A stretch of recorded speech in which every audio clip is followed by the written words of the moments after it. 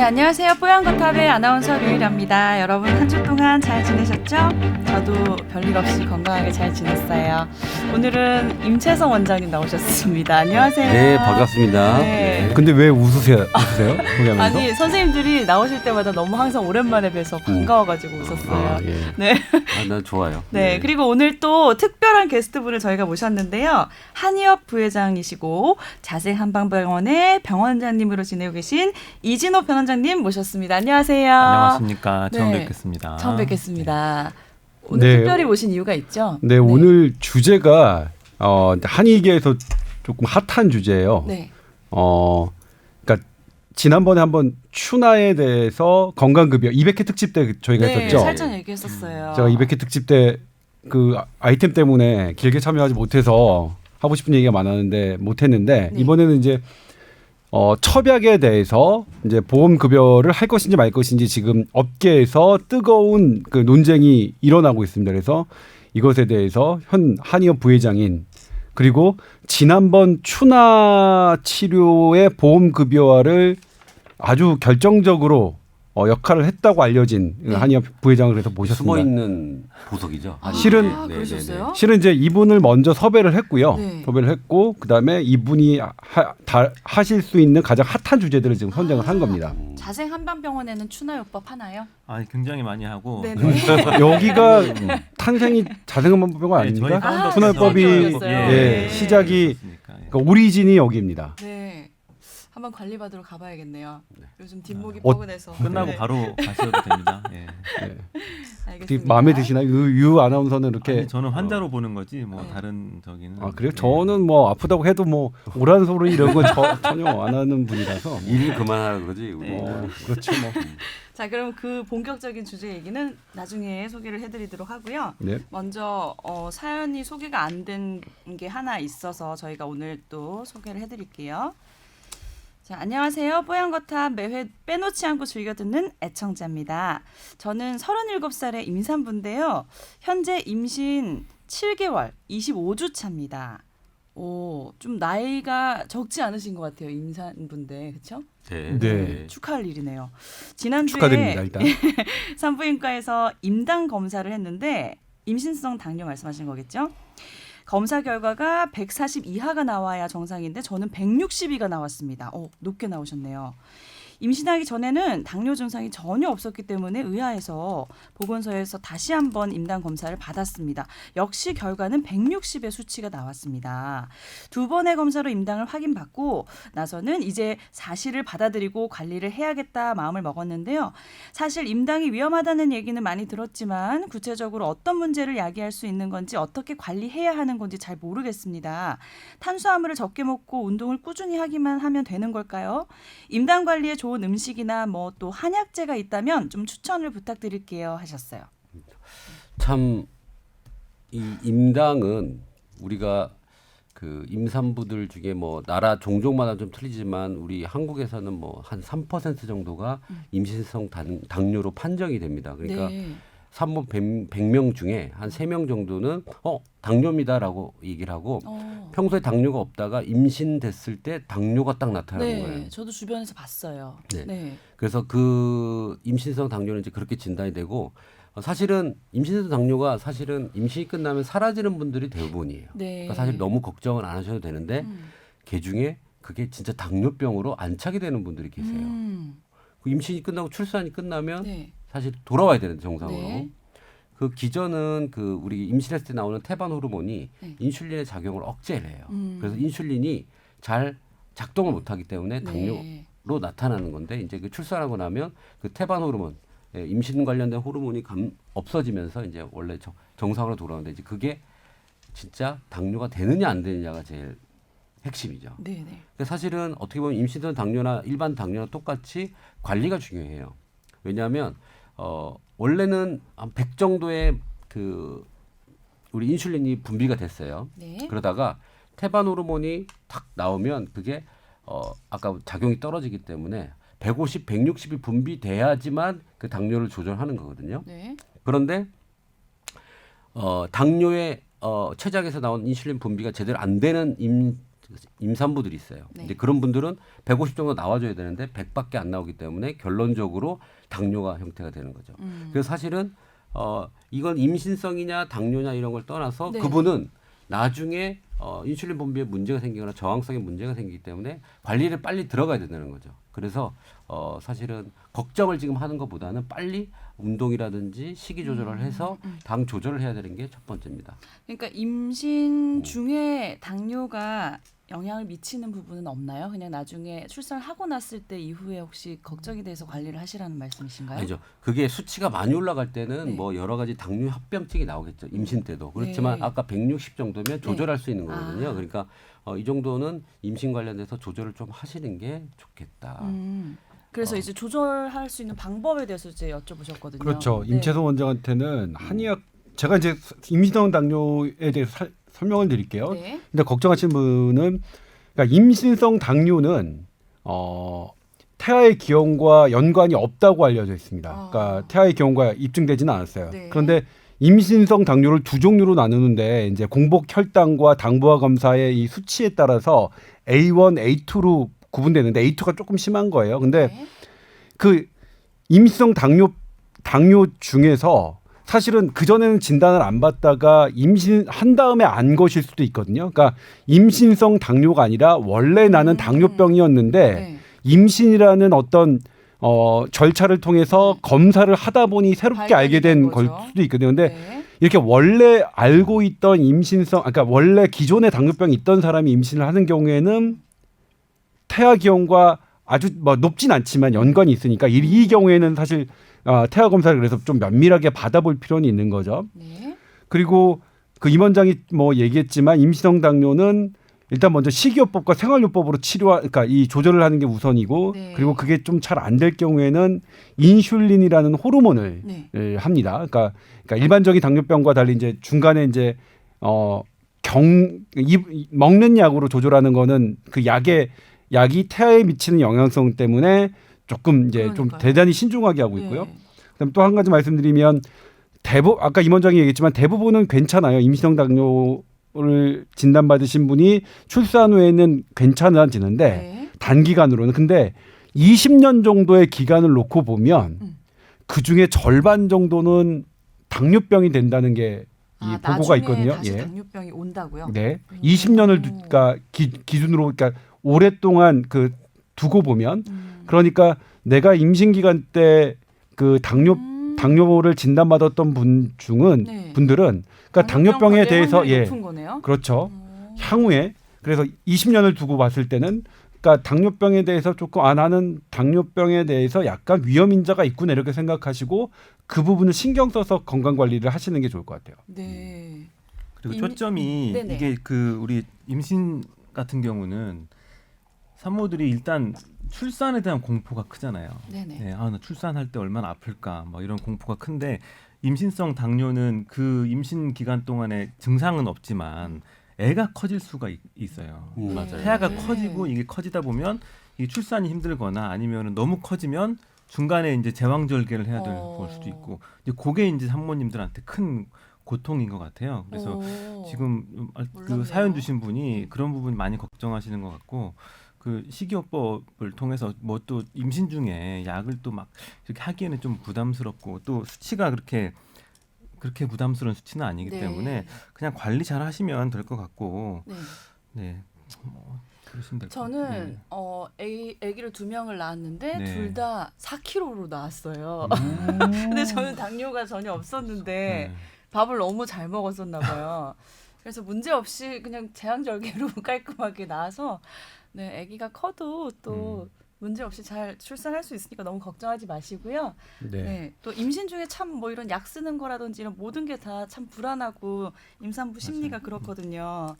그러니까 걱정 네. 안 하셔도 될 것 같습니다. 근데 이제 네. 이분이 임채선 원장한테 사연 주신 거는 이제 그렇게 뭐 식이요법 중에서 좀 참고할 만한 도움이 될 만한 뭐 식이요법이나 이런 거는 네. 없나 이렇게 뭐 임신부 한약제도 예. 솔직히 물어보셨거든요. 사실은 이거 핵심적인 그 식이요법은 규칙적으로 네. 일정량의 칼로리를 섭취하고 그다음에 산모기 때문에 만약에 가장 큰 문제가 그거예요. 임신 산모들은 나 임당이야.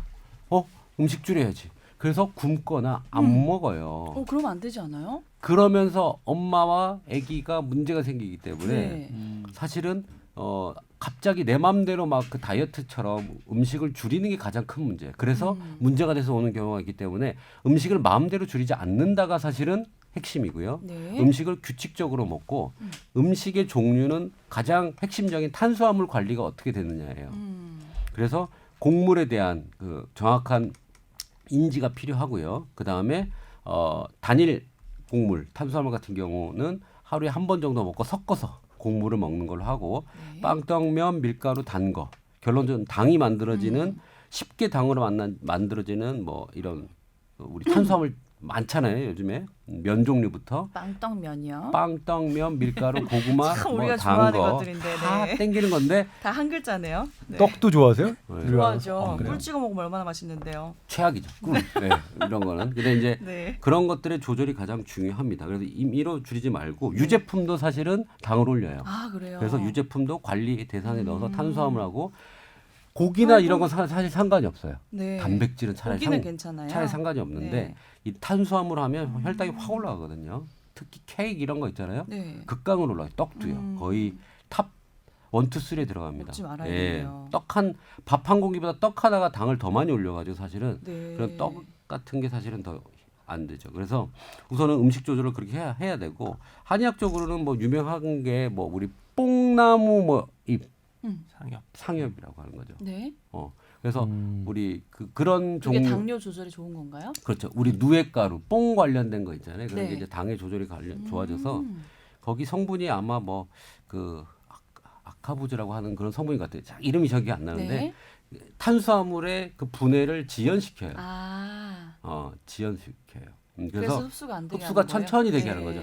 그러니까 가장 혈당 문제의 가장 핵심은 피크로 당을 올리지 마라. 왜냐하면 피크가 칠 때 인슐린이 분비를 팍 해서 낮춰줘야 되는데 이 임당 환자라든지 당뇨의 그 가능성이 있는 사람들 그 피크를 쳤을 때 인슐린이 확 분비가 돼서 내려주지 못하기 때문에 당뇨가 나오는 거거든요. 네.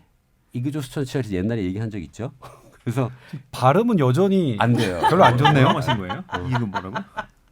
저스트? 뭐 이그노벨상도 아니고 자, 그래서 뭐 이게 소진했다라는 그 이그조스천이라는 걸 한 거죠. 그러니까 이 피크를 쳤을 때 내어줄 인슐린이 없다는 거죠. 그렇기 때문에 그렇게 서서히 분해되는 지연되는 이런 형태의 묵 같은 것도 참 좋아요. 묵이요? 네, 오. 묵 종류도 참 괜찮아요. 우리 도토리 묵부터 해가 청포묵 이런 거 막 있잖아요. 네, 뭐 그런 종류가 많은데 류 아나운서 이게 먹는 얘기를 하니까 상당히 올드함이 그대로 드러나네요. 예. 아, 그래요? 괜찮아요. 저 좋아요 올드함이. 네. 하여튼 그래서 그런 것들 서서히 지연되면서 탄수화물이 적은 거를 섭취를 한다라고 생각하시고 물론 운동도 들어가야 될 것 같아요. 제가 지금 방금 제 발음도 안 좋았는데 이그조스천 할 때 지가 마찰음이더라고요. 마찰음인데 네. 마찰음을 하지 않았어요. 다시 해보실래요? 이거 조스천 해야 되는데 죄송합니다. 많이 발음이 세시네요. 네, 제가 혀가 짧아서요. 스트레스도 안 돼요. 네. 근데 이거 지금 임 원장이 지금 얘기하신 게 네. 지난주에 우리 김광준 교수 그 모시고서 한 얘기가 이제 그 설탕 음료가 왜 고혈압과 당뇨병을 유발하고 암위험도를 네. 높이느냐 같은 원리였죠. 네. 너무나 흡수 속도가 빠르다 보면 우리 몸의 이 호르몬들이 너무 빨리 소진되고 그런 것들이 위험성을 높인다. 그러니까 이 임신성 당뇨병도 똑같은 원리인 거죠. 그러니까 저는 이제 뭐 뽕이나 이런 것들은 잘 모르지만 네. 묵이나 잘 모르지만 이런 것들이 섞여 있으면 혼합된 음식물들은 그리고 밥을 먹을 때 같이 먹으면 훨씬 더 그러니까 흡수 속도가 느리고 혈당이 올라가는 속도가 느려지거든요. 네. 그래서 어쨌든 그렇게 하시는 거는 제가 보기에도 좋은 작용이 되겠네요. 네. 그래서 우선은 임당 걱정하지 마라. 근데 왜냐하면 걱정하지 마라는 말을 먼저 붙이자면 산모 중에 뭐 때문에 고민하는 사람들 혈당이 올라가요. 그러니까 고민해도 혈당이 그럼 올라가요? 계속 스트레스 받는 사람 있잖아요. 사실은 그러니까 한약적으로는 이게 애가 타면 네. 혈당이 올라가는 그런 기전이 있어요. 아. 그러니까 스트레스 호르몬이 올라가면 네. 인슐린의 작용을 또 떨어뜨려요. 네. 그러니까 우선은 마음을 편안하게 하고 조절 가능하다고 생각을 하고 열심히 그냥 편하게 해야 되는데 임당이라고 걱정을 하면 혈당 더 올라간다. 네. 관리하면 된다라고 생각하고 좀 편하게 하셔야 되는 게. 그러니까요. 네. 이제 7개월 차 접어들으셨으니까 한 2, 3개월만 또 식이 조절 하시면 되니까 얼마 안 남았어요. 마음 편안하게 드시고 입에 당긴 음식들은 조금 조절하시면 금세 회복하지 않을까 싶습니다. 자, 그러면은 답변이 된 것 같고요.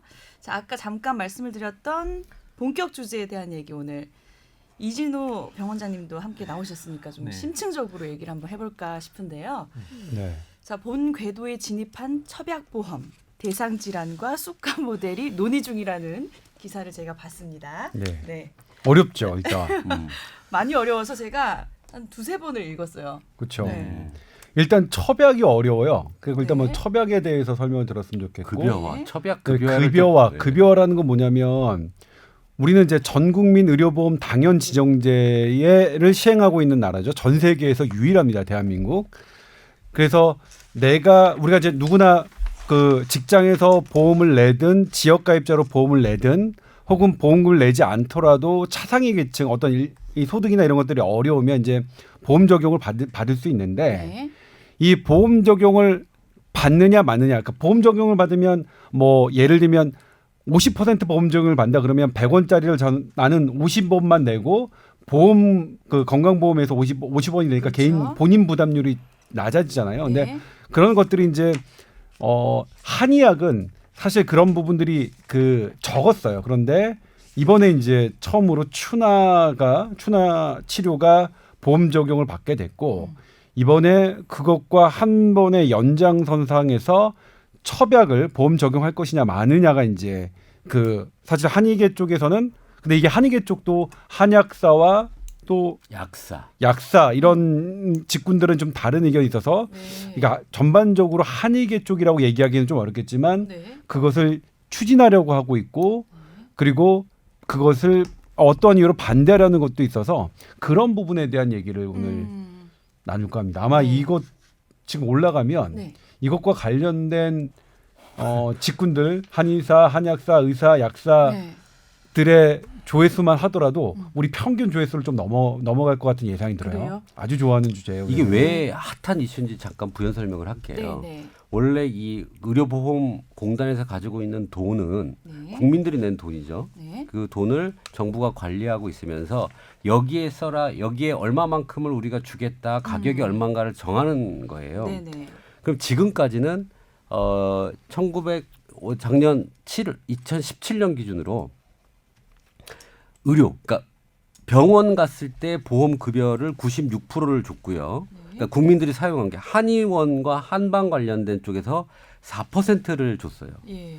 그 말은 뭐냐면 96대 4 정도로 그 보험공단의 돈을 한방에 4%, 의료 쪽에 96%를 썼는 그렇게 한 10년을 흘렀다고 봐야 돼요. 그런데 왜 한방 쪽에는 의료 급여가 별로 없지? 네. 가면 다 그러니까 환자들이 주머니에서 돈이 나가야 되는 거고 네. 병원에 가면 그래서 의료 보험 우리가 보존을 좀 받았는데 네. 이 비율이 4%였는데 이제 이게 정부가 이걸 점진적으로 한방 쪽으로 올리려고 하고 있습니다. 왜냐하면 한의원 쪽은 그만큼 혜택이 없었고요. 그래서 네. 환자들이 한의원 가게 되면 돈을 다 내야 되는 상황인데 그래도 아직 한의원 이용자는 많단 말이죠. 네. 그래서 여기에다가 이제 분배를 하겠다는 의지의 표명이기도 합니다. 추나 그다음에 첩약도 마찬가지입니다. 그런 기준이기 때문에 왜 의사들은 반대하느냐? 아까 96%를 자기가 그러니까 100이라는 파이에서 96을 쓰고 있다가 갑자기 뺏기는 거죠. 네.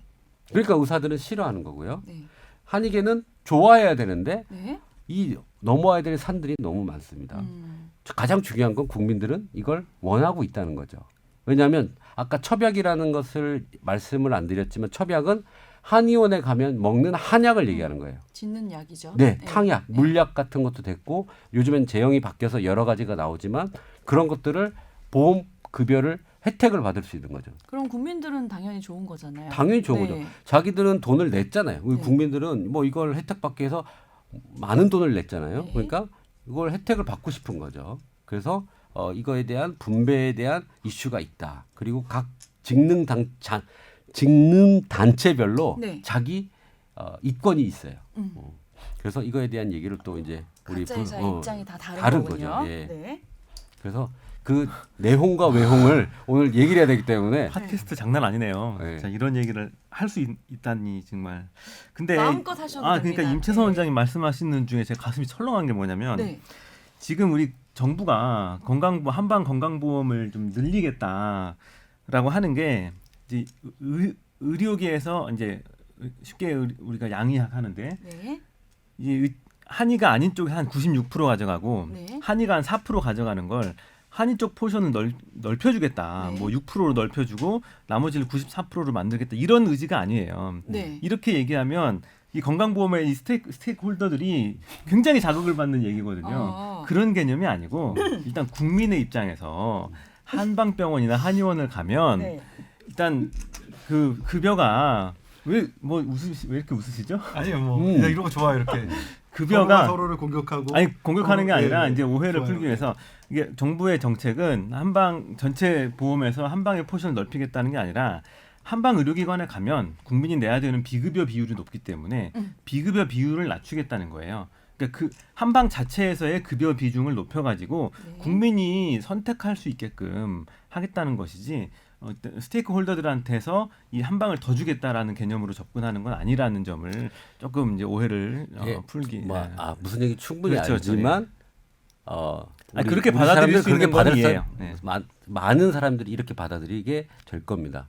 그리고 사실은 저는 잠깐 그 얘기하기 전에 네네네. 일단 처방이 뭔지 아, 급여제는 그거 처방이 설명드릴게요. 뭔지 이걸 네. 먼저 짚고 좀 해보죠. 그래서 그 얘기는 이제 하고 첩약이 뭐냐면 네. 이 기원을 생각해봐야 돼요. 옛날 얘기를 해야 돼요. 네. 자, 상상해 보시면 과거에는 이게 우리 옛날에 허준 드라마나 뭐 이런 데 가보면 환자가 이제 의원한테 가서 막 맥을 짚잖아요.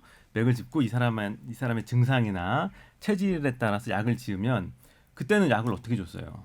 약재를 이렇게 말린 거를 약재를 이렇게 섞어가지고 종이에 싸줬잖아요. 네. 그 종이가 첩지예요, 첩지. 오. 예, 그 종이에 싸서 이렇게 탁탁탁 해서 끈으로 매주고 이렇게 해가지고 굴비처럼 딱 매서 가져가주면 환자가 집에서 이제 다려 먹잖아요. 그게 이제 검은색의 이걸로 그래서 해가지고 검은 밑에 물이 나오는 거. 네. 그때부터 이제 그걸 첩약이라고 불렀던 거예요. 어원을 말씀해 주시는 예, 거군요. 첩지에 들어간 네. 이 첩약. 그래서 여태까지 첩약이라고 하는 건데 그게 기본 정신은 뭐냐면 환자별 맞춤 처방인 거예요. 네. 첩약의 기본 정신은 환자한테 뭐 대량으로 만들어진 기성약을 주는 것이 아니라 내가 환자 증상에 맞게 커스터마이즈 해가지고 주는 약을 첩약이라고 하는 거예요. 그러니까 네. 환자마다 다 다른 약이죠. 그러니까 뭐 대규모 임상이라든지 이런 게 나올 수는 없는 부분이었는데 그동안 우리 동양권에서 특히 우리나라에서 국민들이 그런 첩약을 통해서 건강 관리를 하고 질병을 치료하는 걸 해왔는데 이게 첩약이 비싸고 또 건강보험도 안 되고 하고 그 매 3년마다 그 정부에서 네. 한방 의료 이용 실태 조사를 하는 게 있어요. 네. 그때 이제 국민들한테 설문조사하기로 한방 치료 중에 급여 확대가 좀 됐으면 좋겠다라고 하는 1순위가 첩약이거든요. 매번 네. 첩약이에요. 네. 그러니까 국가 입장에서는 국민들이 원하고 치료에 도움이 되는 이 첩약을 맞아요. 조금이나마 좀 보험화 시켜보겠다라는 게 이제 이 논의의 시작인 거죠. 그렇죠. 예. 지금 MRI가 급여화가 됐죠. 네. MRI도 지금 국민들이 가장 원했던 거예요. 왜냐하면 비싸니까. 네. 비싸고 많이 행해지는 것들을 국민들은 원합니다. 네. 그래서 첩약도 사실은 그 범주에 들어간다고 보면 돼요. 저도 그렇게 생각이 드네요. 네. 한의원 가면 침 맞는 건 사실 얼마 안 드는데 약을 지으려면 맞아요. 비싸거든요. 네. 네. 그런데 이제 이게 제가 일반적인이라고 얘기하는 것은 뭐냐면 그러니까 이 바른 의료 연구소인가 의료계에서 얘기하는 어떤 이것이 이제 규칙에 어긋난다라고 얘기하는 것에 다른 표현입니다. 이제 명시된 규칙이 어떤 걸 급여하고 어떤 걸 급여하면 안 된다라는 명문화된 원칙을 저는 아직까지 발견하지 못했기 때문에 일반적이라는 말을 쓰는데 일반적으로 이제 우리가 어떤 보험을 급여한다라고 하는 것은 MRI 같은 경우에도 MRI가 모든 항목에 대해서 다 급여되는 건 아니죠. MRI가 어떤 환자에게 예를 들면 뇌종양이 의심되는 증상을 보이는 환자에게 머리 MRI를 촬영을 하면 이것이 촬영하지 않는 것보다 사회적 비용이 덜 들고 환자가 더 잘 낫는다. 이런 것들이 입증된 결과를 가졌을 때만 MRI도 보험 급여가 되고 예를 들면 허리가 아프다, 무릎이 아프다 이런 일반적인 증세로는 무릎 MRI, 허리 MRI가 보험 급여가 안 되거든요. 아. 그러니까 우리가 지금 급여와 그러니까 그러니까 편하게 그냥 서양의 그렇게 뭐 이게 의료계에서는 되게 이제 민감하게 싫어하는 건데 오늘 이제 방송을 해서 양의선 되게 입증된 보험 급여가 되는 것조차도 이렇게 일단 안전성과 유효성의 일정 수준 이상의 근거 그리고 이것이 실제로 보험급여를 적용할 만큼의 그러니까 보험급여를 적용한다는 것은 뭐냐면 합리적인 소비를 할 수 있을 만한 거에 근거거든요. 그러니까 난 돈이 많은 사람은 사실 합리적인 소비를 안 해도 되죠. 돈이 많은 부자들은 뭐 그냥 명품백 사도 되고 이렇게 지금 이준호 원장처럼 비싼 양복 사도 되지만 체크무늬 네? 같은 저처럼 그냥 이렇게 평범한 사람들은 네. 그러니까 정말 이 가격 대비 성능이 있는가 이게 많은 사람들의 표준화된 삶에서 벗어나는 거냐 아니냐를 이제 따져야 되는데 네.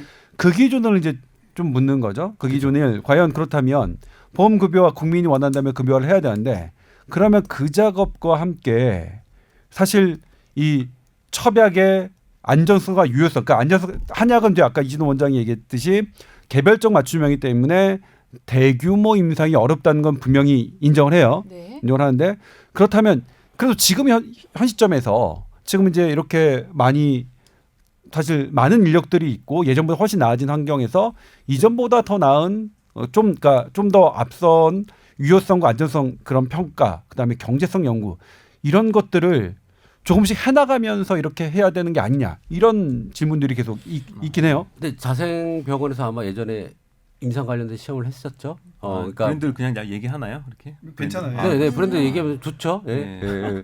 그래서 무작위적으로 병원 약만 쓴 군하고 네. 한약을 썼던 군이 아까 이게 맞춤 처방이기 때문에 똑같은 걸 규정할 수는 없어요. 근데 한약을 썼던 사람의 간 수치 같은 걸 비교를 했을 때 네. 약약을 썼던 것보다 나쁘지 않다라는 결론도 냈었어요. 그죠? 네. 그 한 3년 정도 됐나 기억해요. 네. 정부에서 예산을 들여가지고 그 표준 임상 진료 지침이라는 이 사업을 했습니다. 한의 네. 표준 임상 진료 지침이죠. 그래서 30여 가지의 그 병을 정해가지고 그 병에 대해서 한방에서 어떤 치료들이 유효성이 있는지를 아주 객관적으로 검증하는 작업들을 하고 있어요. 그래서 네. 질환별로 효과가 있는 치료법들을 이제 논문이라든지 아니면 임상 연구를 통해서 근거 수준을 이제 책정해 나가는 거죠. 그래서 그 30개 질환의 그 CPG 네. 그 CPG가 표준 임상 진료 네. 지침이거든요.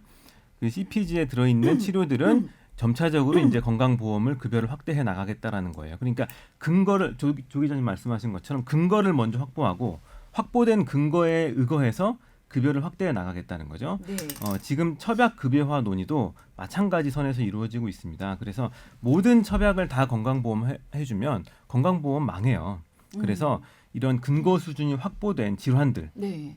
그리고 우선순위가 요구되는 그 사람들 예를 들면 여성, 노인, 소아들에서 몇 가지 질환들을 정해서 그 질환에 대해서만 우선적으로 첩약의 보험을 무제한도 아니고 환자당 1년에 한 번 정도 이렇게 횟수를 정해서 해보겠다는 거죠. 그게 시범 사업으로 진행하는 거고 네. 그래서 이제 근거를 기준으로 기반으로 이제 급여를 확대하겠다라는. 이건 제 개인적인 의견인데요. 그 아까 얘기한 대로 근거를 마련해라. 그래야 급여화가 된다 그랬잖아요. 저도 이 CPG 관련돼서 또 심의위원으로 활동을 좀 했었죠. 그런데 솔직히 기준을 양의학적인 기준 죄송합니다 의사 선생님들한테 의학적으로 하는 그 기준과 이 한의학적으로 하는 기준은 의사가 볼 땐 좀 미흡해 보이긴 해요. 근데 제가 사실은 그 안에 들어가서 봤을 때 조금 더 올려야 되겠다. 이 근거 기준과 데이터의 그 폭이라든지 깊이를 조금 높여야지만 솔직히 말하면 욕을 안 먹겠다라는 생각을 해서 조금 더 해야 된다고 했지만 사실은 그거를 좀 받침해줄 그 우리 한의과 대학에서 조금 더 서포트를 해서 조금 더 올려야 돼. 이 상태로 물건을 내보내면 불량품 판정 받을 가능성이 좀 많아요. 공격받을 네, 가능성이 많아요. 많군요. 전 제 네. 기준이 좀 아주 좀 여유롭게 생각했는데도 좀 모자란 게 있어서 특히 그 질병 여러 개 중에 몇 가지는 아주 부족해요. 조금 더 올려야 된다고 생각을 하고요. 그 과정을 지금 한의협에서는 지금 하고 있는 상황이에요. 네. 근데 밖에 내놓기에는 아직 조금 미흡한 부분이 있으니까 조금 노력해야 되지 않겠나? 사실 생각은 사실 저는 제 개인적으로 하고 있는 생각이에요. 그리고 이제 여기서 제가 또 한 가지 언급드리고 싶은 게 우리 이진호 원장이 그 한방 의료 실태 조사에서 국민들이 한방 의료를 이용할 때 네. 첩약의 개인 부담금이 커서 그것의 급여를 가장 원한다고 말씀하셨는데 네네. 이제 이게 여론은 무조건 좋을 것 같지만 사실은 이 의약품과 관련된 여론은 그렇지 않습니다. 예를 들면 간암 환자와 신장암 환자가 있습니다. 그럼 네. 간암 환자가 쓰는 신약, 신장암 환자가 쓰는 신약, 고가의 신약은 너무나 비싸요. 그래서 둘 다 우리가 해줄 수가 없어요. 그러면 간암 환자와 신장암 환자 어떻게 합니까? 둘 다 간암 환자 입장에서는 나 간암을 보험 적용해달라고 이렇게 주장할 수 있고 네. 신장암 환자는 그렇게 얘기할 수 있단 말이에요. 네. 그러니까 이 여론조사라는 거는 내가 어떤 형태냐에 따라서 사실 의료는 그래서 제가 모든 이해관계가 이해관계를 의 충돌을 벗어나기가 불가능한 영역이 저는 의료라고 생각하는데 네네. 그래서 그럴 땐 그러면 어떻게 하느냐? 그래서 이제 외부에 독립된 사람이 그거를 따져보는 거거든요. 이게 네. 간암 환자한테 쓰는 게 더 생명을 많이 구하느냐, 그 다음에 이 신장암 환자에 쓰는 게 더 생명을 많이 구하느냐를 따져서 결정을 해야 되고 그 결정이 나면 사실 간암 환자로서 너무나 서운하겠죠. 네. 하지만 그런 결정이 원래 보험 적용에는 이루어져 왔는데 근데 이 여론조사와 그 근거 수준이 있는데 이제 하나가 더 따져야 될 게 뭐냐면 이 건강보험 급여를 희망하는 수많은 치료들과 경쟁을 해야 된다 이게. 근데 과연 이게 아까도 말씀드렸지만 이게 과연 기준이 똑같을 수가 없는데 경쟁할 수 있겠느냐? 그러면 아까 임원장이 얘기했던 이거는 비율로밖에 생각할 수밖에 없다. 그러니까 이게 기존 4%에서 6%로 올리는 비율로 하지 않으면 사실은 이거는 불가능한 개념이기 때문에 아까 이진우 원장이 그렇게 이제 임원장처럼 얘기하면 이 보험 관련된 스테이크홀더들이 상당히 민감하기 때문에 근데 그 스테이크홀더들이 누군가요? 그러면 일단은 의사, 의사, 네. 약사. 치과 의사 다 포함되어 있죠. 그다음에 뭐 정부는 모든 공급자들이죠. 공급자들. 그래서 그런 부분들이 제가 생각하기에는 그러니까 저는 이제 물론 포션으로 정해놓고 가는 게 국가 정책으로 나쁘다고 생각하지 않아요. 그것도 하나의 충분히 관여할 수 있다고 생각해요. 그러니까 전략으로 예를 들면 제가 이제 여러 번 얘기를 했지만 한의학을 왜 이제 정부에서 그 어떤 뭐 연구비를 지원하고 하려고 하냐면 네. 이건 의료계에서는 제가 계속 얘기하는 겁니다. 왜냐하면 이제 외국에 갈 때 네. 외국에 가서 이제 우리가 의료를 어떤 걸 수출하거나 할 때 사실 외국은 그 의료는 그러니까 서양 의학은 너무 힘들어요. 우리나라 의료가 되게 뛰어나긴 하지만 이 장벽이 되게 심해요. 근데 한의학은 서양 의학이 갖고 있는 장벽보다 높진 않고 그 다음에 한의학은 우리나라 전 세계에서 유일하게 대학을 갖고 있단 말이에요. 6년제 대학을 국가에서 면허를 관리해요. 네. 그러면 이건 한의학 입장에서 한의학만 놓고 보면 이거는 전 세계에서 가장 되게 우리가 갖고 있는 그런 그 자산일 수 있거든요. 이런 것 때문에 이런 우리 국가적 특징이 있기 때문에 비율로 정해가는 거는 저는 하나의 전략으로 나쁘지 않다고 생각하는데 네. 근데 이걸 아까 뭐 우리 이제 이 원장 한의학 부회장이 말씀하셨듯이 이걸 비율로 가는 건 아니다라고 한다면 그러면 훨씬 더 복잡해질 수 있다. 컬러트리가. 근데 솔직히 네. 솔직히 제가 왜 한의학 쪽의 퍼센트가 저도 올라가야 된다고 저는 생각하는 사람이에요. 네. 욕을 먹을 수 있겠지만 뭐 할 건 얘기해야 되겠. 만약 허리 아픈 환자를 봅시다. 허리 아픈 환자가 심하지 않아요. 근데 이게 병원으로 갔을 때랑 한의원으로 갔을 때 치료가 더 많이 다르게 되는데 네. 병원으로 갔을 때는 수술부터 뭐 해서 치료비가 전체 의료비 발생이 높아요. 높아요. 근데 한의원 갔을 때는 어떻게 해요? 침 맞고 물리치료하고 네. 추나하고 이 비용이 상대적으로 적습니다. 그래서 회복이 됐을 때 이 경제적 가치를 한번 따져봐야 됩니다. 그러면 병원이나 의원에 갔을 때 치료 비용과 토탈 비용과 한의원에 갔을 때 토탈 비용이 훨씬 저렴하게 심한 경우 아니고 중증이 아니고 경증 환자의 경우 이쪽으로 하는 게 정부 입장에서는 공단 입장에서는 가장 아이디어한 거예요. 근데 정부는 그런 근거를 갖고 있지 않잖아요. 없죠. 근데 제가 얘기를 냈어요. 니네가 제가 한 4년, 3년 전에 제가 한의학 정책과에서 강연을 했거든요. 의료 한의학 정책과가 사실은 복지부 내에서 순위가 많이 밀려요. 일하는 순위가. 네. 왜냐하면 그 일이 별로 많지가 않고 파워가 딸려요. 왜? 96대 4 정도의 일을 한다고 보면 되죠. 네. 그러면 당신들이 이게 포션을 넓히려면 이쪽 퍼센트를 높여야 되는데 그런 것들을 할 때 제가 이야기했던 거예요. 근데 저는 의원의 그 데이터가 많다고 저는 생각을 합니다. 한의원에서 좀 적게 경제적으로 치료할 수 있는 방법이 있으니 이쪽 포션을 올려서 가는 게 국가적으로 좀 의미가 있지 않겠습니까? 라고 얘기를 했었거든요. 그러니까 그런 부분에 도덕적 해이, 병원의 의사들이 도덕적 해이로 과잉 진료를 함으로써 발생되는 그거와 그 한의원에서는 그런 게 없이 정상적으로 진료를 했을 때 얻는 이득이 크다면 이거는 포션을 이거 올려줘야 된다고 생각을 하죠. 물론 그렇게 올려줬을 때 이쪽도 도덕적 해이가 생기면 안 되겠죠. 네네. 그리고 그 의학적 퀄리티도 근데 지금 발언은 조금 위험해. 왜냐하면 이거 전제를 그 병원은 그러니까 양방병원은 과잉 진료를 하는 도덕적 해가 있고 그다음에 한방병원은 그런 게 없다라고 지금 전제를 하고 있기 때문에 그렇진 않다고. 물론 그렇진 않죠. 그렇진 네, 않지만 그렇진 않고 그런 게 토탈 비용에서 그러니까 경제적인 가치 코스트에 대한 가치를 했을 때 있다면 이걸 키워줄 수 근데 있는 또 하나 전제에서 좀 동의하지 못하는 부분은 그 같은 허리가 아플 때 네. 그 병원이나 의원을 가는 거랑 한의원 한방병원 가는 거랑 수가가 다르다고 하셨는데 정작 건강보험에서 그 중에서 보장해주는 금액은 사실 별 차이가 없다고 봐요. 한의원 한방병원 가나 의원 병원 가나 건강보험에서는 다 그만큼 해주는데 이제 실손보험에서 의원이나 병원은 많이 해주니까 비급여가 확 올라가는 부분이 있는 거니까 그 부분은 좀 전제가 좀 이제 좀 동의하지 못하는 부분이 있고, 그러니까 조 기자님 말씀하신 그 96대 4를 네. 뭐 94대 6으로 만든다거나 이런 정책이 오히려 더 간단하지 않느냐.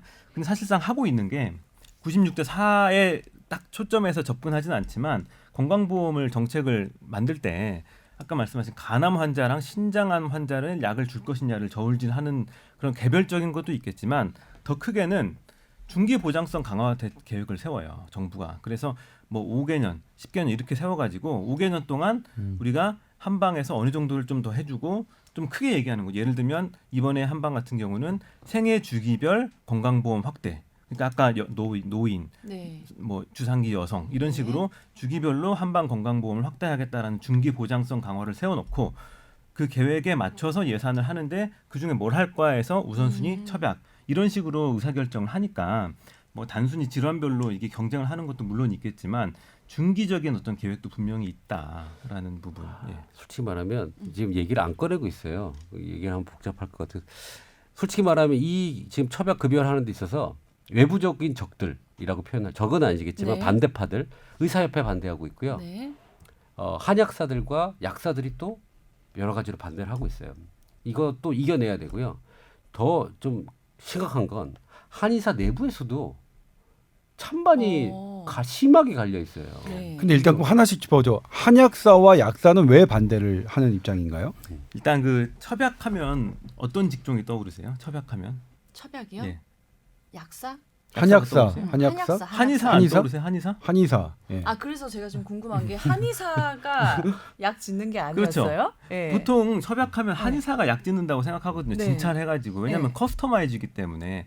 그런데 우리나라 현재 제도상 일부 한약은 약사와 한약사한테 권한이 주어진 게 있어요. 좀 얘기하면 복잡한데 네. 한의사는 환자를 진단한 다음에 그 진단에 따라서 약을 처방할 수 있는 건데 약사, 한약사는 순서가 바뀌어서 처방 목록을 정해놓고 100개의 처방 목록을 딱 정해놨어요. 정부에서. 네. 그 100개의 처방 안에서는 매약을 할 수 있도록 돼 있어요. 네. 그렇기 때문에 어느 정도는 약사도 한약사도 한약에 대해서 어떤 권한이 있다고 지금 제도가 되어 있기 때문에 그래서 협의체를 만든 거예요. 한의사, 한약사, 약사가 포함되는 협의체를 만들어서 첩약을 건강보험을 하는데 어디까지 할 것이냐라는 부분에서 지금 논의가 되고 있는데 첩약의 기본 정신이 진단을 통한 커스터마이즈이기 때문에 이 처방을 먼저 정해놓고 들어오는 약사, 한약사와 이게 경쟁 관계가 잘 이제 성립이 안 되는 거죠. 그렇기 때문에 좀 전략적으로 좀 반대하는 면도 있지 않나 싶어요. 약사, 한약사 쪽에서는. 근데 솔직히 그렇죠. 예. 제가 공격 같아가지고 말 안 하는데 커스터마이저 해가지고 환자에 맞춤 처방인데 그렇게 안 하는 병원도 많은데 그런 걸 어떻게 예를 들면 그 있잖아요. 커스터마이저라고 뭐 폐 한다는 땡땡탕. 음. 그거는 똑같은 거 아닌가요? 모든 분들에게? 자 일부 땡땡탕이 있어요. 있는데 만약 청폐음 뭐 이렇게 이런 청폐탕을 먹는데 네. 똑같아. 처방은 딱 그 뭐 동의보감 있어. 근데 이 사람 좀 소화가 안 되구나. 그다음에 이 사람은 뭐가 혈액이 안 좋으니까 뭔가를 좀 첨가를 하거나 뺄 수 있는 거죠. 이제 그 처방 내에서 변방이 생기는 거예요. 네. 기본방이지 기본방. 기본방에 그게 이제 커스터마이저가 된다는 표현이죠. 사실 이제 그렇게 해서 약을 지으면 아까 얘기한 이론이 맞는데 이런 거죠. 내가 100명의 환자를 봐요. 그러니까 100명의 약을 지어야 돼. 근데 막 사람이 와. 근데 막 그걸 못 해. 그냥 기본만 줘. 그러니까 변방을 하지 않고 사실 이제 그렇게 줄 수도 있는 상황이 있다는 거죠. 네. 또 그런 것들은 어떻게 관리를 또 할 거냐라는 것도 사실은 뭐 또 뒤져보겠지만 우선은 그 부분에 대해서도 사실은 해야 되고 그다음에 원해 탕전 부분도 해결해야 되고요. 그죠? 아 예. 네. 이거 1시간 갖고 될까요? 될까요? 근데 이 정작 제일 지금 관심을 가지시는 부분은 아마 말씀하신 게 한의사들은 왜 일부 반대하느냐. 네. 얼마나 반대를 하는지 지금 한의사협회는 이걸 진행하기 위해서 막 계도를 하고 홍보를 하고 여러 가지 상황에서 얘기를 해주고 있는데 일부 한의사들이 연판장을 돌려요.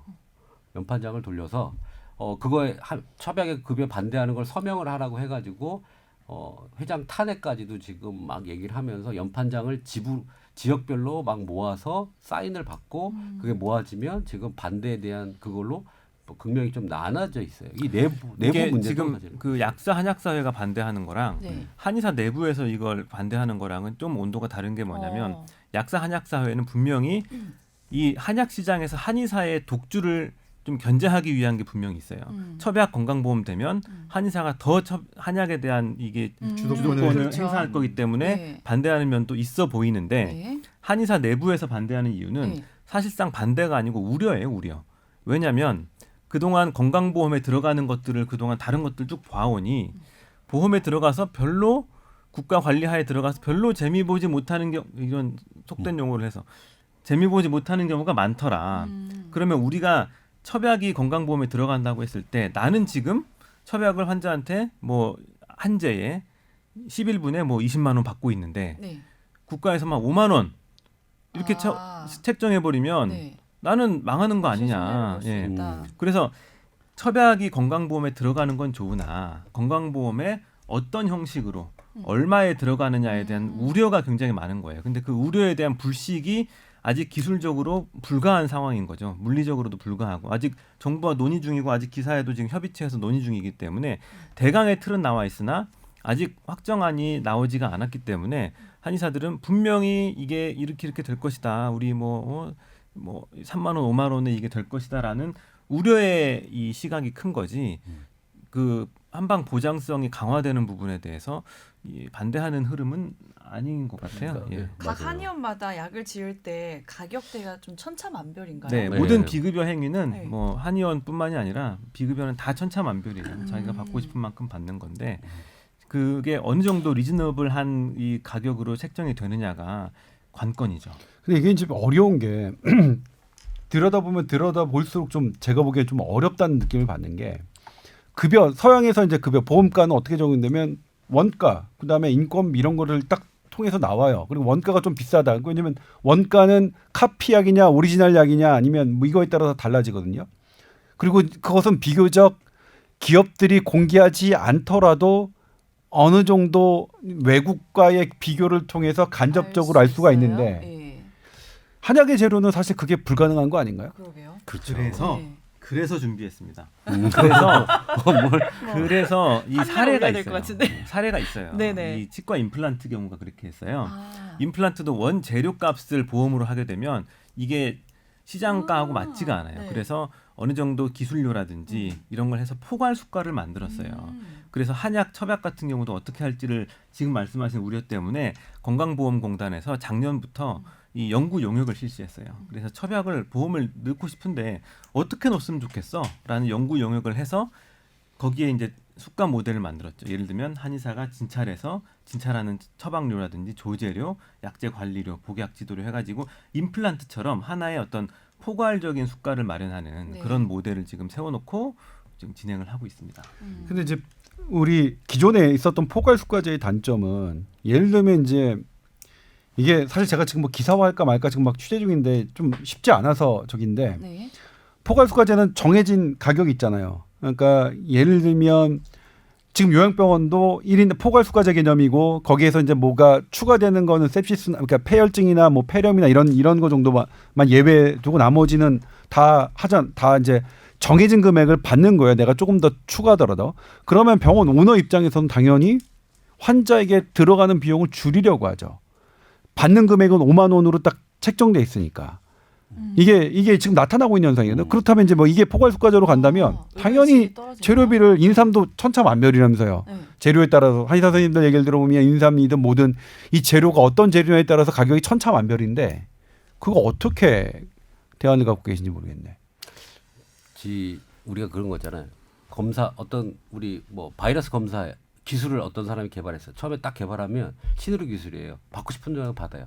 막 한 번 검사할 때 10만 원씩 받아. 네. 근데 그게 너무 많은 사람들이 사용하기 시작했어. 그래서 급여가 되면 이게 3만 원, 막 10만 원 받던 거는 3만 원에서 나라에서 보험 급여로 넣어버려요. 강제로 편입시키기도 해요. 네. 그래서 들어가는 순간 3만 원을 받아야 되기 때문에 이때는 대형화하지 않는 데는 다 망하게 돼요. 그러니까 똑같은 그 재료를 만들어내는 데가 결론적으로 대량 생산해서 원가를 낮추는 데면 가능하고요.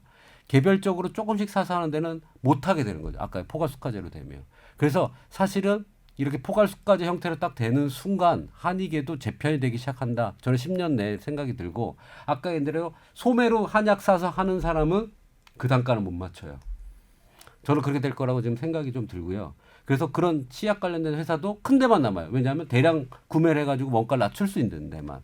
그런 문제가 생길 겁니다. 조 기자가 지적은 정확한 건데 현재는 그거에 대한 대응 방안이 없어요. 나중에는 그 단가를 못 맞추고 물가 상승률 대비 나라에서 포괄수가제를 쭉쭉쭉 올려주면 문제가 없겠지만 그거에 대한 제약도 마음대로 올려주지는 않을 거거든요. 네. 근데 그거에 대한 우려를 사실 이 한의사협회 내부도 하고 할 수 있는 거죠. 있겠네요. 네. 하고 있는 거죠. 그런 예를 제가 뭐 뽑아달라면 여러 개가 뽑아드릴 수 있어요. 근데 한의사협회는 사실은 그런 거를 자기 한의사 회원들을 설득을 해야 되는데 그런 장기적인 문제, 그다음에 현재 처방료를 받아야 되는 그런 것도 확정을 해야 되고 사실 넘어야 될 산이 넘어야 될 산이고 극복해야 될 과제고 네. 맞고 조 기자님 말씀하신 거는 의도적인 원가 절감 노력을 어떻게 해결할 것이냐. 그다음에 임 원장님 말씀 경우는 이 대량화를 통한 원가 절감 노력을 방향성이 그렇게 갈 것이다라는 말씀이신데 사실 이게 한약재가 이 원재료가 기본적인 어떤 우리 생각하는 농산물처럼 네. 이렇게 러 머터리얼 쪽으로 생각하면 네. 좀 그런 쪽으로 더 우려가 될 수도 있는데 이미 정부는 수년 전부터 한약재 한방 의료기관에 들어가는 한약재만큼은 이 정부가 기준을 정해서 이 허가를 받도록 하고 있습니다. 그래서 같은 당귀라는 약재도 시장에서 파는 약재랑 한방 의료기관에 들어가는 약재는 기본적인 옷부터가 달라요. 왜냐하면 들어가려면 한방 의료기관에 들어가려면 그 GMP를 받은 제약회사에서 그 당귀를 다 실험을 하고 거기에 맞는 데이터를 구축해서 식약처에 보고를 한 다음에 들어가게 돼 있어요. 네. 그렇기 때문에 어느 정도의 원가 구조가 표준적으로 형성될 수밖에 없는 시장에 있다. 네. 물론 100%는 아닙니다만은 어느 정도 이 그 정부 시책에 의한 원가 구조가 형성이 되어 있기 때문에 그 선 안에서 보험 정책이 짜질 것이다. 뭐 이 정도로 좀 사실 말씀을. 자 일본도 가서 봤고 중국도 가서 보고 한의 시장에 지금 여러 가지를 지금 보고 있는데 우리나라 한약재 관리가 더 엄격해요. 네. 일본도 엄격하고 저희 나라도 엄격해서 농약 같은 거는 솔직히 말하면 그런 농약 수치를 하면 사실은 할 수 있는 한약재가 많지 않을 정도로 타이트하게 만들어놨어요. 그래서 유통이 어려운 약재들도 많아요. 네. 그 기준을 하려면 유통이 안 돼요. 네. 그러니까 우리가 중금속을 작물을 키우면요. 자연적으로 걔네들이 흡수하는 게 있어요. 네. 그게 우리가 중금속이 땅이 나빠서도 아니고 우리가 나쁜 걸 줘서도 아니고 뭐 농약을 써서도 아니고 그냥 얘네가 자동적으로 흡수하는 중금속이나 이런 물질이 있는데 네. 이 기준을 너무 타이트하게 해서 사실은 한국에서 약재를 관리하고 뭘 하기가 좀 많이 어려워요. 어려워서 그만큼 제가 볼 때는 옛날에 중금속 문제가 한약재에 있었다면 중국에는 왜냐하면 그 기준이 안 맞춰 있거든요. 근데 우리나라는 맞춰져 있어요. 그래서 수입할 때 정확하게 검사만 된다 그러면 사실 이제 중금속 문제는 저는 일단락 됐다고 보거든요. 의사들이 뭐 한약재 중국서 있다. 그건 나라에서 관리하는 거기 때문에 이미 어느 정도의 선은 넘어섰다. 괜찮다고 보여지는데 네. 이제 그런 것들의 관리랑 이런 것들을 포함해서 이제 이준호 원장이 얘기하는 거는 되고 있기 때문에 그 원가 계산을 통해서 하겠다라는 이야기로 좀 들립니다. 그래서 자리는 잡을 수 있지만 제가 볼 때는 나중에 여러 가지 문제도 감안해야 될 것 같다 생각합니다. 저는 이제 이걸 그 한의학의 급여와 노력을 어떻게 생각하냐면 한의사들이 이제 치료 영역으로 들어오고 싶어 한다는 방향성이라고 생각해요. 그래서 저는 그들이 이렇게 치료 영역으로 들어오려는 방향성은 좋게 보는데 다만 이제 치료 영역으로 급여화가 된다는 것은 이전에 이제 비급여로 판매하는 것보다 훨씬 더 엄격한 잣대가 들이댈 거고 그리고 지금 뭐 이준호 원장이 잘 알겠지만 바로 다른 직군에서 혹독한 비평과 혹독한 근거 그 요구를 하니까 그런 부분들도 근데 그런 것들이 실은 이 급여화에 대해서는 원래 급여화라는 시장은 이렇게 대단히 첨예하게 부딪히는 싸움이고 실제로 뭐냐면 제가 지난번에 얘기했지만 국가 사업으로 한 폐암 검진에 대해서도 보건복지부는 폐암 검진에 대해서 30년 이상 하루 한 컵씩 담배 피는 사람은 1년에 한 번씩 폐암 저설량 폐시티를 검사하겠다는 것에 대해서 의사의 그 한 단체가 아주 비과학적이고 근거 없는 정책이라고 이렇게 반대를 했죠. 이걸 그러니까 이 국가 사업으로 공짜로 하는 거는 그러니까 그 정도로 대단히 이제 투쟁적이고 뭐 이런 영역이다. 그래서 사실 그런 준비도 해야 된다. 근데 저는 개인적으로는 이런 준비를 우리나라에 한의대에 많잖아요. 이런 대학들과 연계돼서 이런 것들이 충분히 좀 더 나와줘야 된다. 그 저는 이제 개인적으로 뭐냐면 이걸 지금 서양의학 수준으로 막 그렇게 뭐 서울대병원이 하든 세브란스 병원이 하든 그런 근거 수준으로 요구하는 것은 너무 가혹하고. 근데 그렇지만 그래도 지금 현재 경희대 있고 뭐 네. 원광대 한의대 있고 이렇게 많은 한의대들이 있는데 이런 한의대들이 지금 정도에는 지금보다는 훨씬 더 그러니까 대학이라는 건 원래 그렇게 하도록 우리가 세워준 거고 그렇게 하기 위해서 이제 그들에게 교육받은 사람을 국가가 면허를 주는 건데 그거는 좀 사실 그런 부분은 늘 좀 제가 아쉽게 생각하는 부분이에요. 예. 그래서 저희 내부적으로도 이 대학의 역할에 대해서 다시 재정립하고 다시 이제 환골탈퇴하려는 노력을 좀 하고 있어요. 정확한 지적해 주셨어요. 솔직히 한의협이 대학에 영향력을 끼칠 수 있어요? 저는 제가 이렇게 보면 영향력을 잘 못 끼쳐요. 사실 이렇게 대학을 좀 끌고 가야 되는데 네. 어렵다고 저는 옆에서 아니 근데 그거는 의협도 보이기도 마찬가지. 의협도 의과대학을 끌고 가기는 쉽지는 않죠. 어떤 협회. 그러니까 미국 의사협회 같은 경우에는 엄청난 파워이기 때문에 그렇게 되지만 우리는 뭐 쉽지는 않아요. 쉽지는 않은데 근데 그렇다 보니 사실은 뭐냐면 꼭 그러니까 어떤 대학에서 뭐 경희대 한방병원이 무슨 뭐 지방에 있는 몇 개 한방병원과 혹은 거기에 다른 병원과 해서 이렇게 해봤더니 이런 효과가 있더라, 이렇게 돼 있더라 하는 것들이 어느 정도 계속 활성화되고 이런 것들을 보면 이 정도면 그래도 훨씬 나아졌네 해서 이렇게 좀 받아들여주고 할 부분이 있는데 아직까지는 그런 부분이 잘 안 보이는 거죠. 그러니까 이걸 사실은 뭐냐면 의사들 중에서도 제 친구들 중에서도 그래요. 야, 쟤네 왜 급여화를 하려고 그러냐. 그러니까 의사들은 전부 다 급여화를 반대하는데 왜냐하면 급여화가 되는 것은 정부가 엄격하게 관리해서 네. 사실 소득을 내기가 되게 어려워요. 네. 그리고 그러려면 이제 환자를 더 많이 봐야 되고 힘들고 고달프니까 뭐 그리고 그래서 이제 뭐냐면 수가를 정상화해달라는 요구가 계속 그런 부분이거든요. 급여화된 수가는 원가의 70% 정도 수준이라는 게 지금 일반적인 그러니까 정론이라고 하긴 그렇지만 일반적인 많은 사람들이 생각하는 거거든요. 그러니까 그런 부분을 왜 들어오려고 하는지 부분들이 그 퀘스천 마크인데 근데 저는 이제 그 부분을 의도를 치료 영역으로 들어오고 싶어하는 한의사들의 열망이라고 생각해요. 그래서 그런 거는 뭐 좋다. 그렇게 그러니까 단기간에 어떤 나의 소득을 줄어드는 걸 감수하고서라도 들어오는 열망은 되게 좋은데 근데 여기는 훨씬 더 치열한 바닥이고 훨씬 더 근거 수준이 높아야 되고 지금 근거 수준으로는 사실 공격받을 소지가 되게 많다. 근데 저는요 급여로 들어오고요. 복심이 있을 거예요. 숨겨둔 비책이 있을 거기 때문에 왜 찬성하신 입장이세요? 네? 왜 찬성하신 입장이세요? 저는 한의계가 조금 더 활발해져야 되거든요.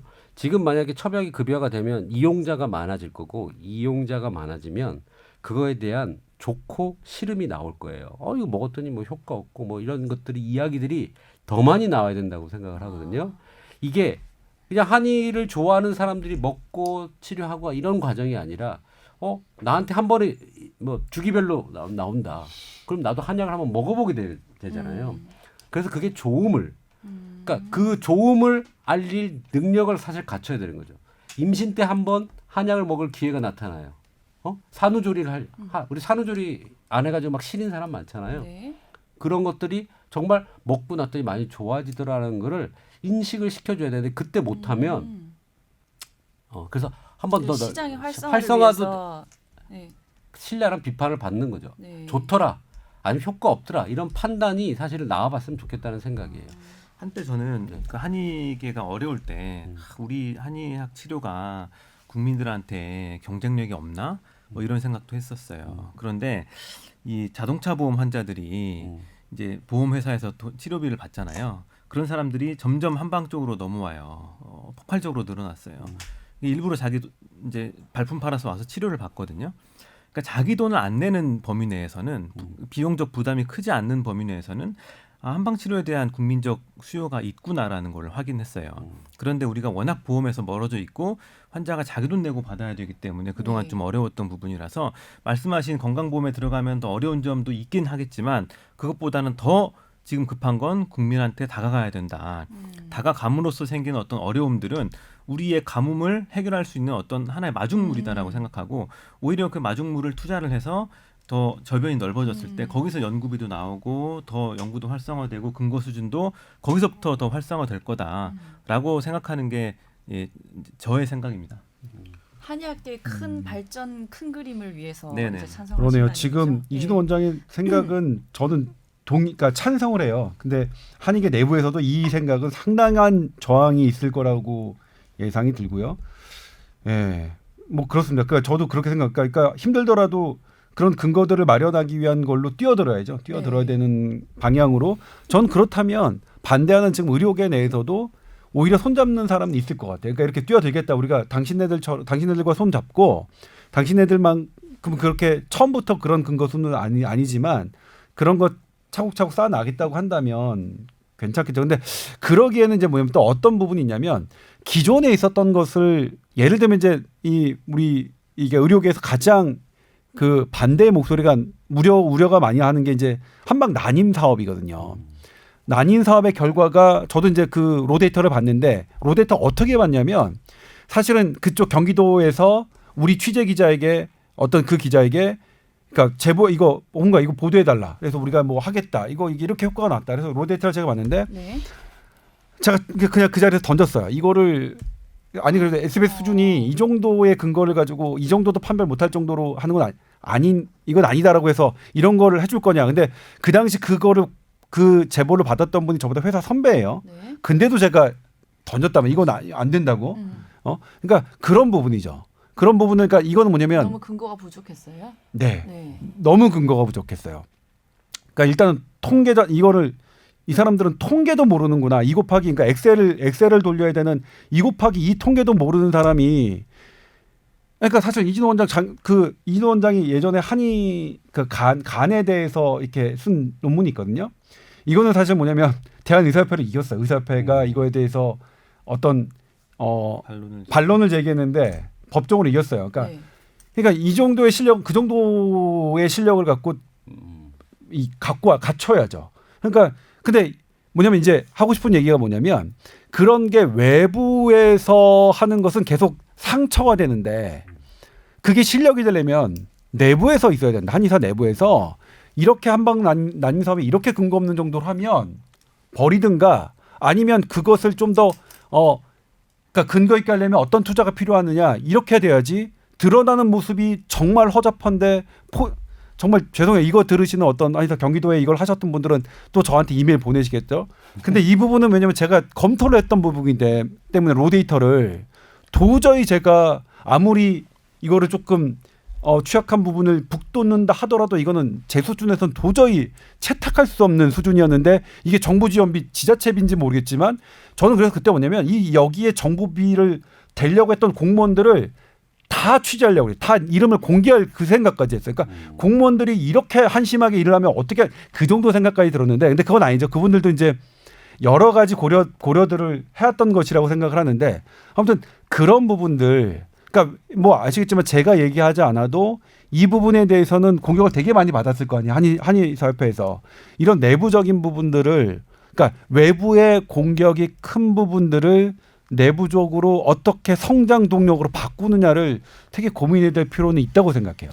나눠먹기를 해서 그래 나눠먹기. 기술적으로도 좀 부족한 거죠. 진짜로 난임의 효과가 있었을 네, 수 있는데 네. 그걸 어떻게 통계적으로 표현해서 접근하는지에 대한 기술적인 것도 네. 부족했을 수 있기 때문에 뭐 지금 지금 말씀하신 부분에 적극적으로 동감하지만 그렇다고 한방 난임이 효과가 없다는 건 아니다. 사업은 해야 될 건 해야 된다. 아니에요. 그러니까 저는 그 돈을 솔직히 말하면 저도 조 기자 말 그거잖아요. 제대로 된 데 써라. 아니면 그 능력이 되는 쪽에 썼어야 되는데 사실은 여러 한의원들을 지정을 해놓고 네. 이제 거기서 했단 말이에요. 그러니까 경기도 성남시에 네. 뭐 몇 군데 이렇게 해가지고 지정을 해가지고 했는데 이 정부가 그 정도의 퀄리티를 못 따라갔다라고 저는 솔직히 생각을 해서 될 연구가 결과가 좋은 결과가 나올 수 있는 실력 있고 능력 있는 기관을 선정하는 것부터가 사실 필요했다고 생각하는데 저는 그 뒷얘기를 좀 들은 게 있는데 내가 할게 이렇게 해서 그렇게 받아가면 안 되죠. 네.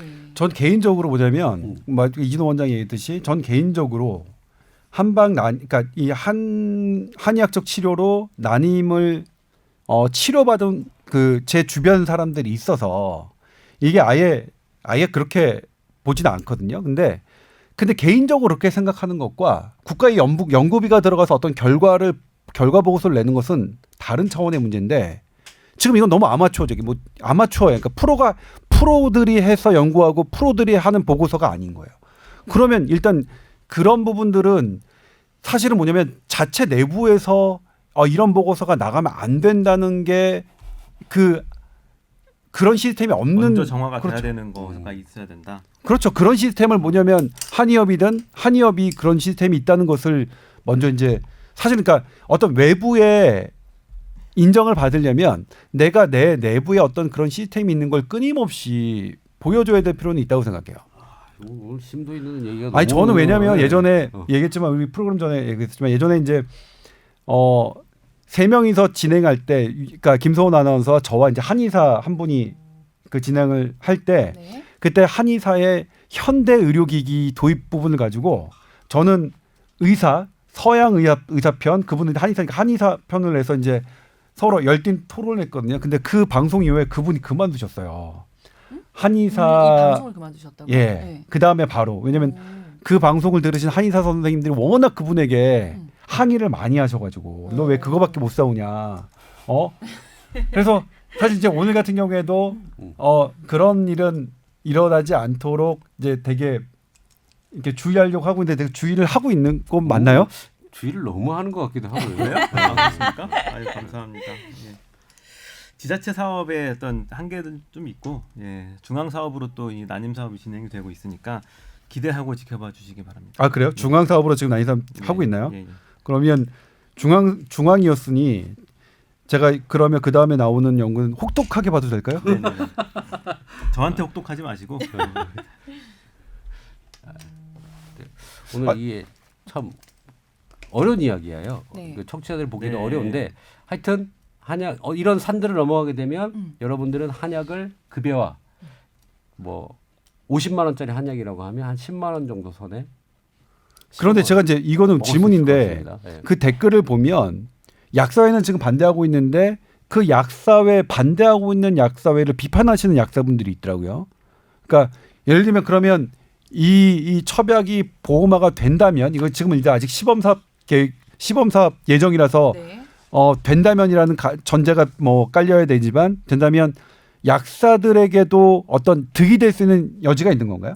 이게 저도 약사회 내부 사정을 정확히 알지 못하니까 말씀드리기 좀 조심스럽지만 모든 약사가 다 한약의 어떤 그 처방권을 갖고 있는 게 아니고 아니에요. 약사 중에 일부 예전에 한약 조제 시험을 본 약사 그걸 줄여서 이제 한조시 약사라고 하거든요. 그분들만 한약을 처방할 수 있어요. 그래서 약사 내부에서도 한약에 대한 시각이 다 다르거든요. 예, 그래서 아마 그런 점들이 있는 것 같습니다. 옛날에 한조시 약사 시험 문제지를 봤는데 네. 그러니까 약사회에서 그걸 시험을 통과시켜 가지고 한약을 다루기 위해서 시험을 이제 했는데 이게 사슴 뿔 그려놓고요. 사슴 있잖아요.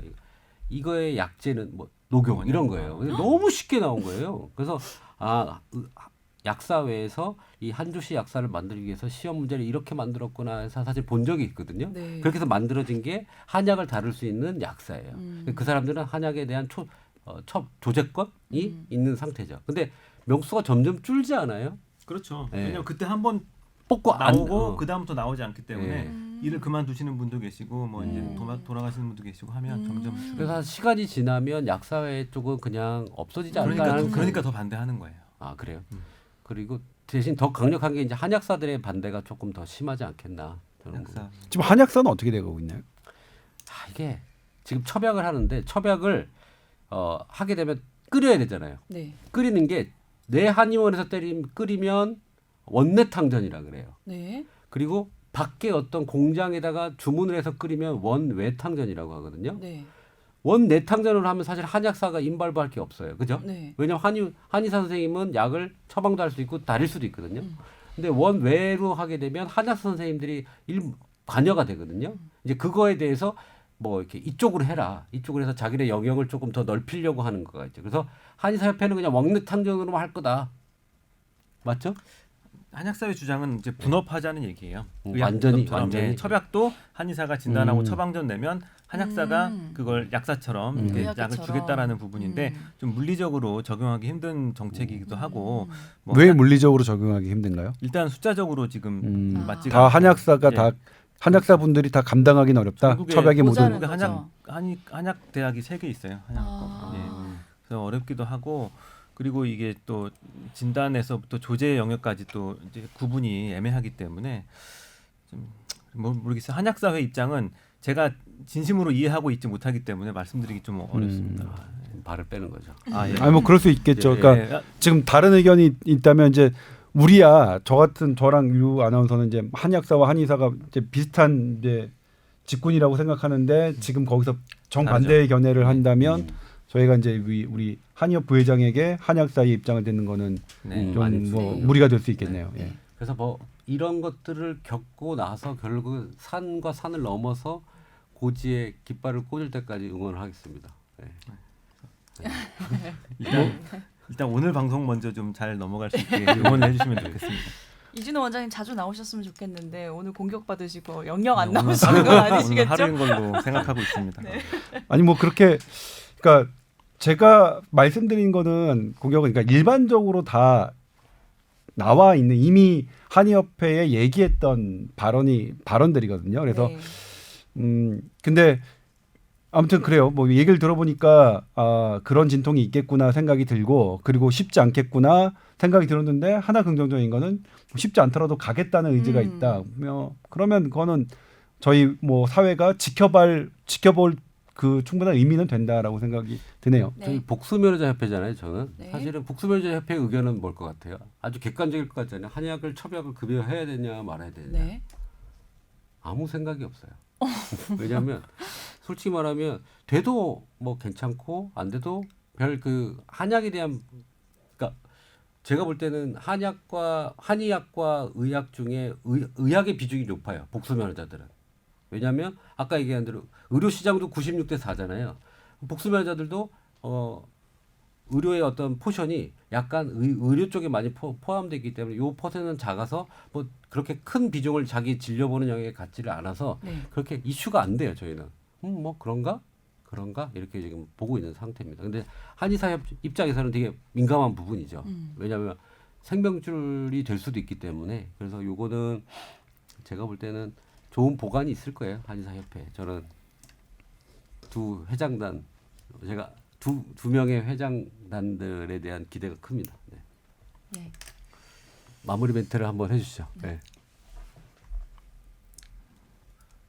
오늘 이렇게 나와 보니까요.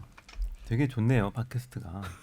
네, 정말 편안하게 말씀 나눌 수 있어 좋고 또 잘 진행해 주셔서 좋은데 이 한 이야기 아까 말씀드린 대로 국민한테 좀 더 다가가려고 하고 있어요. 네. 진통을 감내하고 다가가도록 하고 있으니까 실제로 4월 8일부터 추나요법이 급여화됐잖아요. 급여화돼서 환자분들이 많이 더 찾으세요. 맞아요. 많이 네. 늘어났어요. 많이 늘었어요. 그래서 예전에는 허리 아파요라고 왔던 환자분들이 허리 아픈데 추나요법 받아도 돼요라고 오시고 더 많이 오시기 때문에 네. 더 접근성도 향상됐고 자기 부담금도 줄어들었기 네, 때문에 네. 이런 식으로 조금 더 나아가면 사실 우리나라에서만 볼 게 아니라 우리나라 한의학이 굉장히 세계적으로 경쟁력이 있는 분야거든요. 네. 네, 우리 전통의 어떤 그런 것도 있고 전 세계 어디에도 없는 인재들이 한의학을 하고 있기 때문에 네.